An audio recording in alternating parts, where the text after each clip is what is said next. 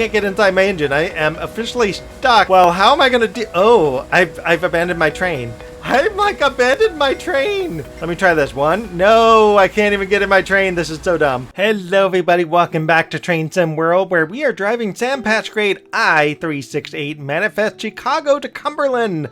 This happened to be the very last mission on journey mode, at least according to the journey mode list there.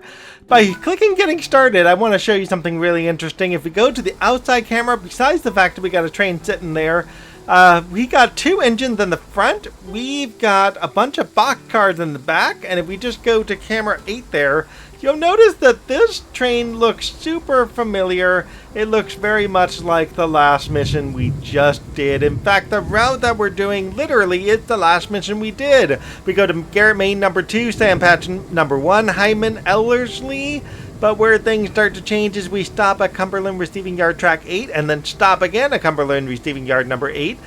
Uncouple 12 vehicles and stop at location again, Cumberland Receiving Yard Track number 8.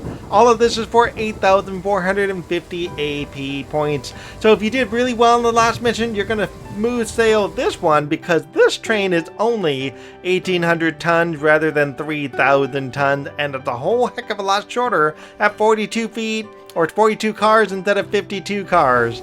So let's get into this. We're going to leave this main engine, hello person, and we're going to head out into the back door and drop off into the car next door. So if you've been following along the entire series here, you're going to find out this is our trailing engine number 2. And to set up our trailing engine number 2, we just set our headlight control to short hood trail because it faces the boxcar in the back.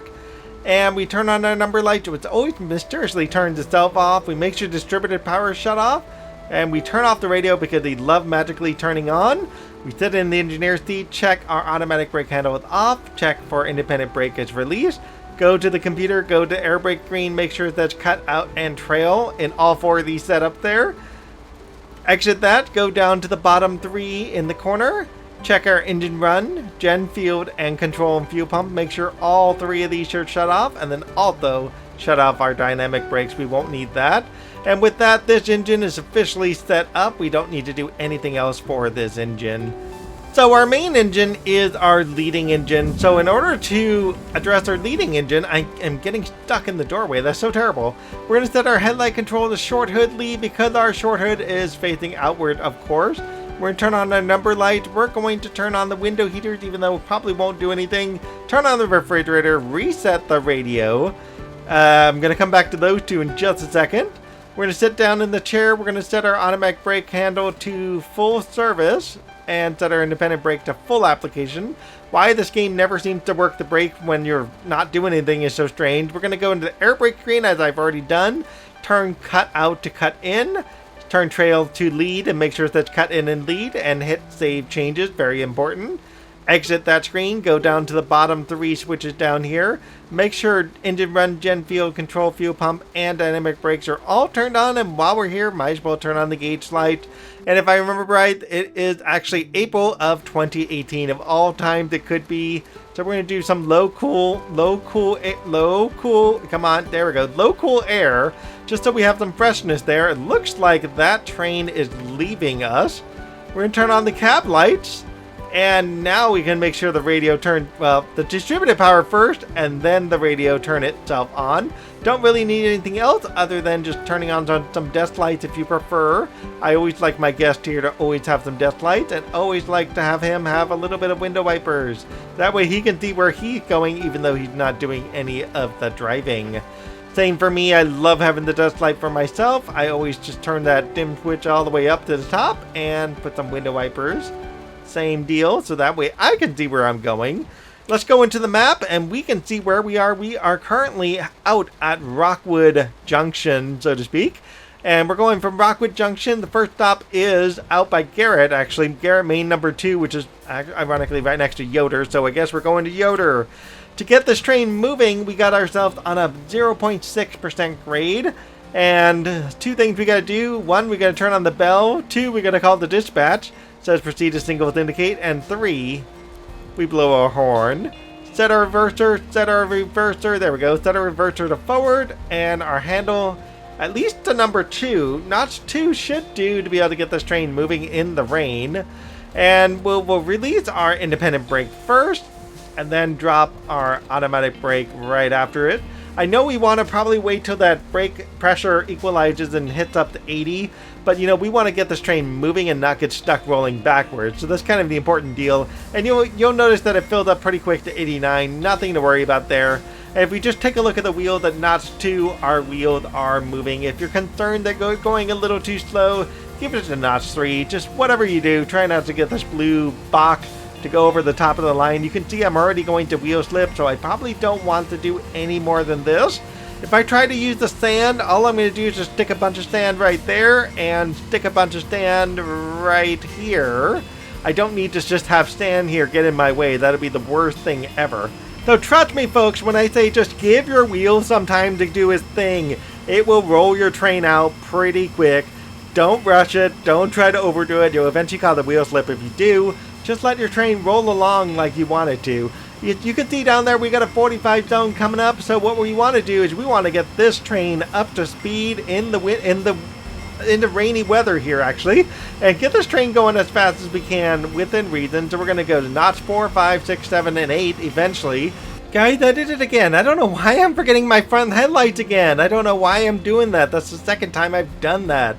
Oh my god, turn on your headlights, people. Make sure it says Bright Ox when you do it. So with this being the last journey mission, so to speak, there is one more scenario. I will tell you about that one later. But with this being the last of the journey mission for CSX Heavy Haul, at least the original version of a Heavy Haul here, I want to talk about the Heritage Unit that CSX has managed to put together over the years. And back in 2021, they developed a Heritage Unit that modeled the B&O. One of the first ones was CSX1, CSX2, and CSX3.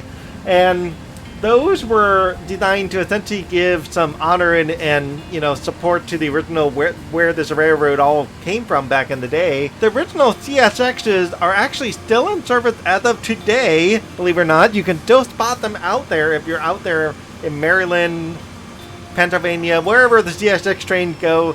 You can actually spot these trains here and there, and they're out in the wild.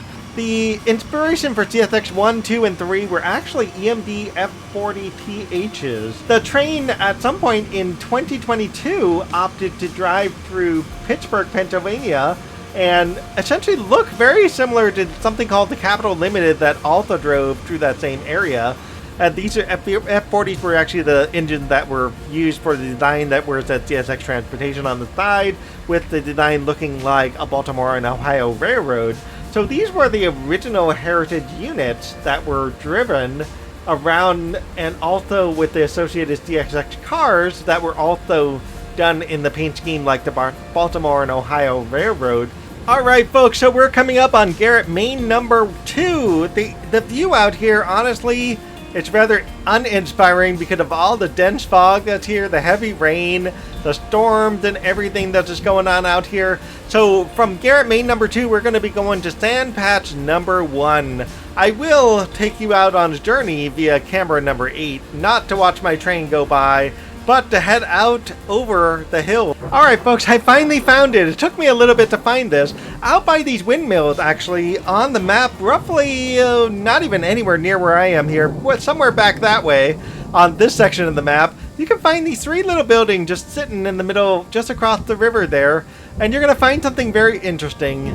Hyndman Station number 1, Hyndman Station number 2, and if you just squeeze in and look in the middle, you'll see it says Hyndman Station number 3. Actually, you'll see it from this side. They reused the assets of Hyndman just to have a building out here in the middle of nowhere, and I love how they do this.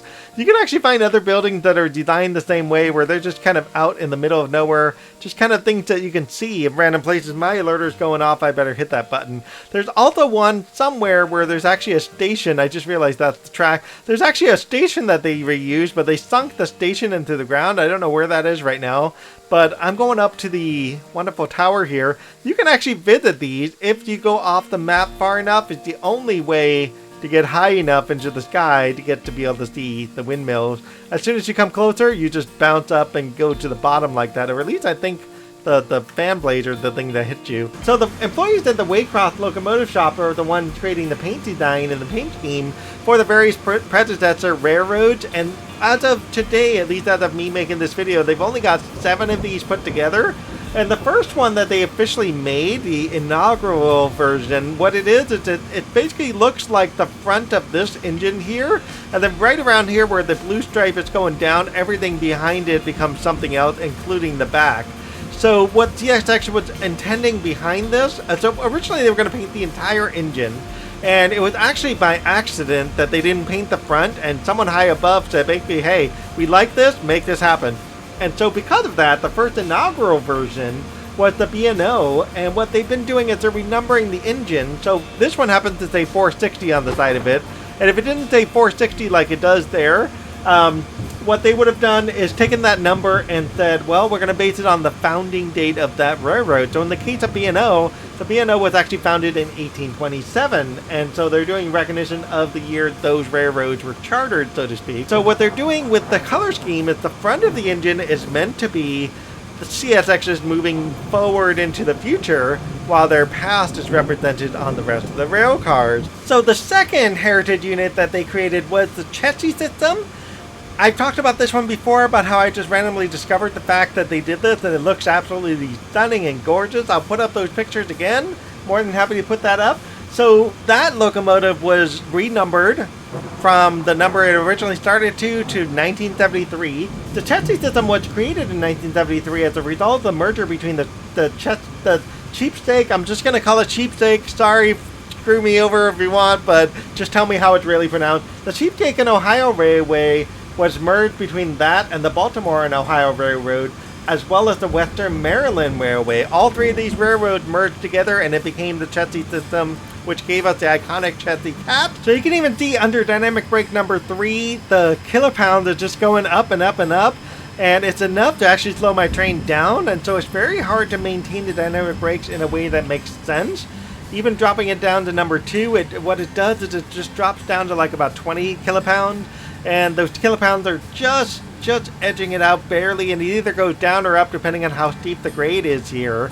And realistically, like I said earlier, this is a really easy route to do with the size of train that I'm running here. I don't have a lot to worry about per se about the car length I've got, and the route overall just replicates what we just did. So the dry run was really in clear weather. The tough run is actually right now in the stormy clouds here. Folks, we do have other services rolling on through.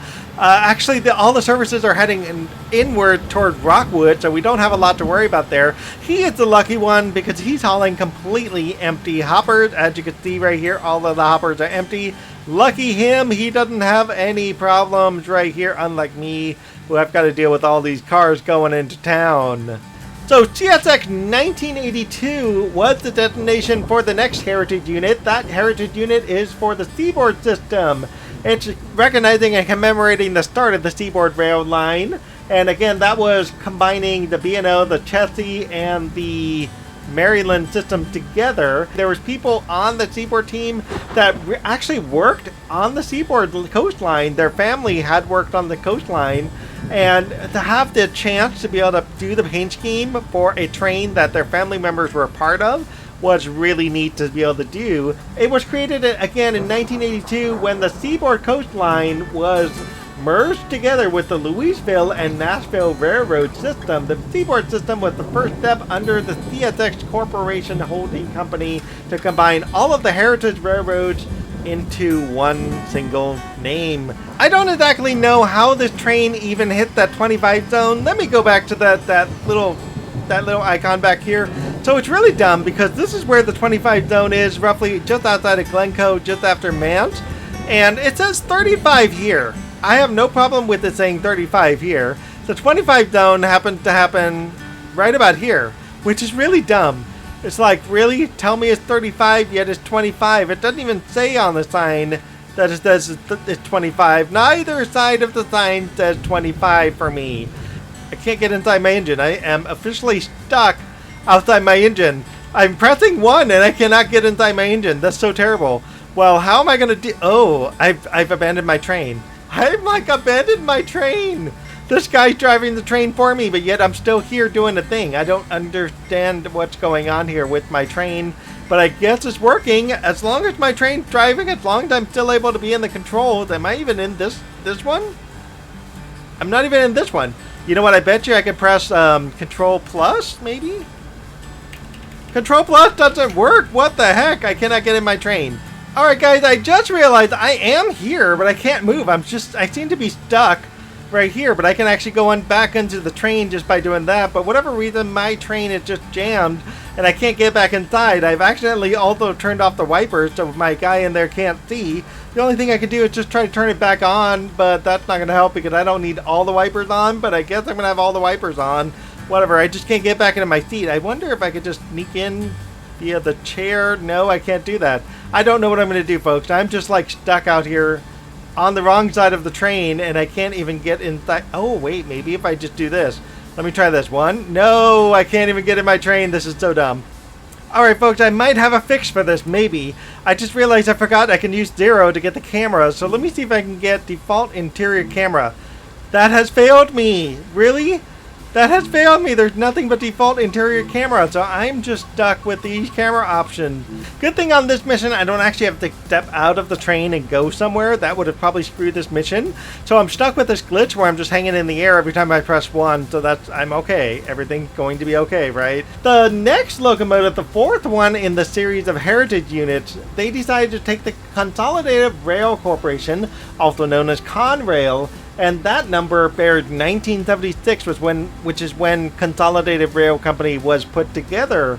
So CSX and Norfolk Southern, as you may well know, they're the ones who bought out Conrail and divvied up the railroad between everything in 1997, so to speak. So I didn't realize this, but Conrail still exists today as a limited company. Both CSX and Norfolk Southern still use Conrail, but they use Conrail as a terminal and switching railroad for both CSX and Norfolk Southern customers in New Jersey and New York City metro area. When we crossed the locomotive shop, when they decided to do the Conrail, they did the Conrail paint scheme with the double line C inside of the large bold Q. I had no idea Conrail used a bold Q. This is like the first time I'm realizing that was actually a Q and not just a circle. Who knew? So possibly the hardest part of this trip is the road just outside of Hyndman, this last stretch of railroad track there.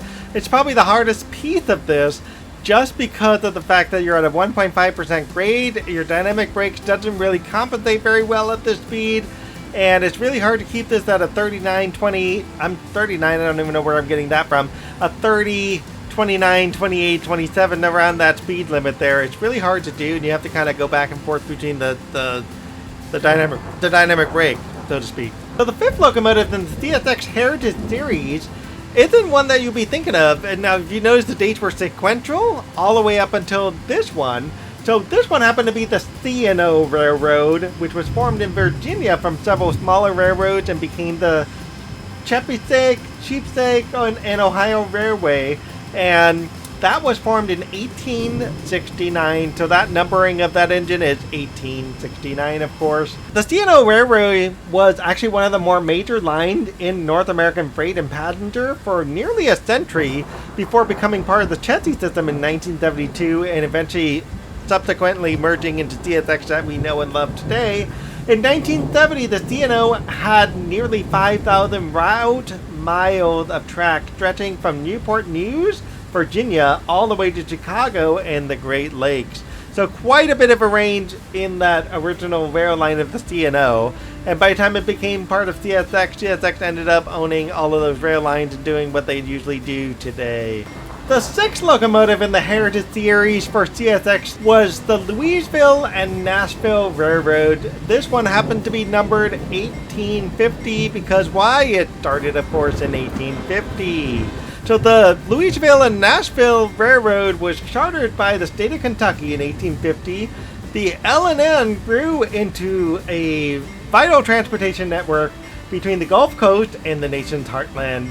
That particular railroad was absorbed by the Seaboard Coastline Railroad, which subsequently, as we all know and love, became part of the Chessie system and eventually today's CSX system. If you've been enjoying this, of course, do like and subscribe. Please do leave me comments and let me know what your favorite railroad might have been. Is it CSX itself, or is it one of those older railroads? In my case, for example, I would love to see, love it very much to see Conrail out here. Love to see something like the Chessie system out here. I would love to have these railroads and have an opportunity to drive them. I mean, they have a lot of mileages. There's a lot of history and things that you can look up real easily to put these railroads into service, even if it's not exactly 100% exact. I'm sure somebody knows something about the timetable for these trains. We just passed our first yellow zone, and we're coming up on our second yellow zone pretty soon at about 2 miles. From there, we will be slowing down to 35 by the time we get to Ellerslie, of course. And once we pass Ellerslie, pretty much all we got to do at that point is make our way through Cumberland Station, and then Cumberland Yard, and then finally Cumberland Receiving Yard. Not kidding, folks, we are going all the way down to the very bottom, way down here, and that's where we're going to be stopping our train of all places. In the meantime, folks, the last set of cars, at least according to me when I've been able to do this recording and everything, the last car, or the last engine that was designed as a heritage unit for CSX was CSX 1871, which is honoring the Atlantic Coastline Railroad. The Atlantic Coastline Railroad first appeared obviously in 1871. If that number didn't quite get that for you by this point in time, the American Coastline Railroad, or also known as the ACL, was officially incorporated by 1900, and they extended from Georgia to Richmond, Virginia, and it eventually expanded into Florida. By 1960, the company opened a headquarters building in Jacksonville, which, as of today, continues to be CSX's headquarters to this day. So the ACL eventually merged with the Seaboard Airline Railroad, I'm saying that twice now, in 1967 to eventually form the Seaboard Coastline Railroad, which eventually became, as you know, CSX. Alright folks, so one of the rumors that's going around in terms of CSX's heritage units is the next unit, the 8th one, they're assuming may actually be the Clinchfield Railroad.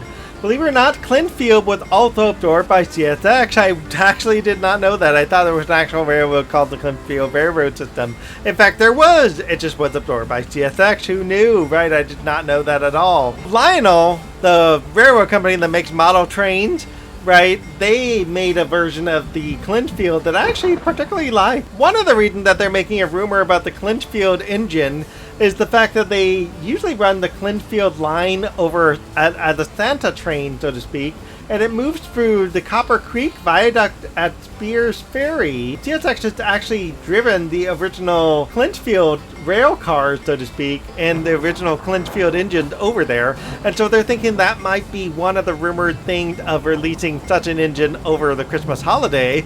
So we'll see if that actually truly becomes a thing where they release the Clinchfield. There is the list, folks, and this list is kind of extensive. So there's a guy who has been breaking the news about the heritage unit. So far it's been fairly accurate about the details, and there's about 25 potential engines that could be done in a heritage style. We've already got at least 7 with the potential for 8 on the way. So there's at least 18 more to do. There's a lot of potential here for a lot of heritage units, and it'd be kind of cool if CSX does this. No idea if they're going to do it, but I would highly recommend they do that. So they line up each one of these heritage units by the date that these lines were originally founded, followed by absorbed, and eventually go down the line eventually to become CSX. It'd be really cool to see that. Just sitting out here, maybe at Cumberland Yard or some other place like that, where you can actually see these rail lines just stretch out over time. So we got about 2.7 miles to Cumberland Receiving Yard Track 8. It's going to be a while before I get there going 15 miles an hour, but I'm going to do my best. That light up ahead, I will tell you, is a little bit on the misleading side. So one of the reasons this light's misleading is because of the fact that you're on a 35 zone here, you got a 50 zone up ahead, you got the stop in 2.4 miles. What this train does not actually tell you, it does tell you by the switches here. It says you got a yellow zone, followed by a red zone, followed by a green zone. And the yellow zone is actually for us, telling us to slow our train down a little bit. but it doesn't really say how far out it is. The game tells you it's green for 7,000 feet at least, but what's happening is we're actually going to diverge, and that bottom light basically says we're diverging to the right. We're not really diverging to the left at all, and so at some point here, not in the 50 zone, which we are not going to take, but that 7,000 feet, give or take, is actually about where we're going to be switching over, and that switch over is going to be switching into a much slower zone. So the best thing you can do at this point, if you're going this fast, you might as well just turn on the dynamic brakes again and just get yourself slowed down, because at about 3,000 feet you will be slowing down. So the 15-mile-an-hour zone just barely popped up. That's actually where we're going to be slowing down to. So you want to get your engine slowed down by the time you hit that 15-mile-an-hour zone, of course, to 15 miles an hour, because the next light that you see there, the one that's in about 3,000 feet, completely misleading as well, because it almost makes it look like, oh, okay, we're just going to be driving along this track that we're on now. It's essentially the mainline track, but what we're going to be doing, we're going to be transferring over a number of tracks this way, and we need to go 15 miles for that to happen. So, you know, take advantage of the 35, go as fast as you want, and then just make sure you slow down enough to get off the rail line. Alright folks, as you can see by that signal there, let me just change over to the next camera there. It says I'm on a green track here, but it actually says red and white, and that red and white basically mean I'm diverging to the opposite track there, and that's actually what the 15 mile an hour is for. But the main game light, the one that you see here, this one and this one there, doesn't really tell you the correct information. So it's important to pay attention to the actual signals that you see on the road, because we're going this way, not that way. To be honest, once your back rail cars pass through all of these switches, you could speed up. Well, why speed up when you've got a single 7,000 feet ahead of you and a stop in 3,000 feet ahead of you? There's no point to speed up. You know, to speed up enough to keep your 15 miles an hour and just work off of it. It's a long trip, I get it. And you might want to be done, I get it, but you know, make it work, because it's worth your while not to pass the single, because it would suck after like 2 hours of driving the train to cause a critical mission failure because you passed the light. You know what I mean? So what's up next in our timetable here is we have to stop in two places on Cumberland Receiving Yard, Track 8, which is the mind-boggling thing ever. You'll see what I mean in just a second or two here. Then after that, we're uncoupling the back 12 vehicles. Unfortunately, I was going to do this by getting out of my train and walking to the back just to get some exercise, but that's not happening, so I'm probably going to have to use the camera to make this happen. I hope it works. I can't get inside my engine. I am officially stuck outside my engine. Well, how am I going to do... Oh, I've abandoned my train. I've like abandoned my train. Let me try this one. No, I can't even get in my train. This is so dumb. All right, guys, you ready to see how awesome this stop is? This is probably the most ridiculous stop in all of Train Sim world, at least for stand patch grades. It's the most ridiculous one I've ever seen. So here I am 80 feet away from the stop. I'm slowing down, actually by pure momentum, I'm slowing down. I'm going to put on my minimum reduction just to kind of get me a bump down, and one more minimum reduction should do it. And I should hopefully stop with this roughly right underneath me. It's not going to do it. I'm still 46 feet away for some bizarre reason. So we're going to go forward a little bit. We're starting to roll backwards. We don't want to roll backwards. So let's go forward a touch. Somehow get my 46 feet to move, because I don't know how I am not quite there, but I'm not quite there. There we go. There's my 46 feet. Objective complete. We're going to put this engine on full service for a second. And look, stop at location, Cumberland Receiving Yard, Track 8. I think they did this because no one could get the AP score of 8450. Notice I have 8485. I didn't need this second stop. So whatever, we're going to go forward one more time and move our engine up just a little bit for the extra 46 feet. We're going to go throttle 3. That should be enough to get me this little bit closer to where I am. By the way, I think the 46 feet is referring to my person's like back there somewhere. Who knows where my person is? I don't even know where myself is either. Minimum reduction, we're going to stop here. This will be fine. I seem to be stuck in the ground. Uncouple 12 vehicles, so let's put this back on full service. Go to camera back end number 3. And can I just zoom all the way to the back? Yes, I can. Okay, good. We're going to hit the uncouple button. That will unlock this train. We just got points for that. And eventually going to transfer the little blinky light to the very back here. Once it gives it a minute or two just to wait. There we go. We are set. And we're going to move back to our front engine. We have another 3,000 feet of travel. So let us move to notch 3. and bail off our, what am I doing there? I don't want to turn all the lights on. I just wanted to release the thing. Okay, there we go. Fine. Whatever. I don't care. Let's go. Wait, the lights are off. Are the lights off? The light is off. There it goes. Okay, much better. All right, folks. This stop here is probably the one of the more deadly stops that you can do in Train Sim World. Notice that our stop location is about 2,700 feet. Our red light is 2,700 feet. It's only about 100 feet off. So please, please, please, whatever you do, don't do anything crazy stupid. You have 30 cars here behind you. You dropped off 12 of them. All you gotta do is stop the rest of it just before that red light. Don't get anywhere near 5 feet of it or you fail the entire mission and you have to do the 2 hours all over again, and that will be just terribly dumb. So don't do it, folks. So here's the scary scene, folks. 400 feet or so left between me and the light, and 300 feet or so between me and the actual stop. Please make sure you stop, or else you're going to go right past that light, and this game is not forgiving when you pass the light. It would be a little nicer if it was, but it's totally not forgiving at all. We're about 200 feet away, so we're going to drop down to at least 5 miles an hour, and then we're going to kind of coast our way into this. And as we kind of coast our way into this, please do, of course, leave me some comments on what you think about the Heritage Units. Please do let me know if you're interested in some other stuff from Sandpatch Grade, at least from the Timetable. I haven't done anything yet from the Timetable mode at all, so, you know, if you're interested in that, let me know. I'd be interested to at least check out a few of those and occasionally do a recording of those as I go along. Like I said, I'm going to do the Great Western Express, because I want to do something a little different with British trains. I've not done them yet before. We're about 40 feet away because apparently I'm stuck underground. Good job, me. That should be enough to complete the mission. Put ourselves on full service, and that is the end of this finally. We got about 9,825 AP for a gold medal. And as usual, do like and subscribe and leave me comments and let me know what you think about this mission. And let me know what you think about Sandpatch Grade and what potentially other things you might want to see as we go along here, especially with the Great Western Express. Is there anything in particular, if you played it, that you would like to know about? I would love to hear about it, and I'll do my best to fill you guys in as we go. So as usual, thank you again, and thank you all for subscribing, especially all you new subscribers. I appreciate that a ton. So as we go, let's sign off from Sandpatch Grade for now.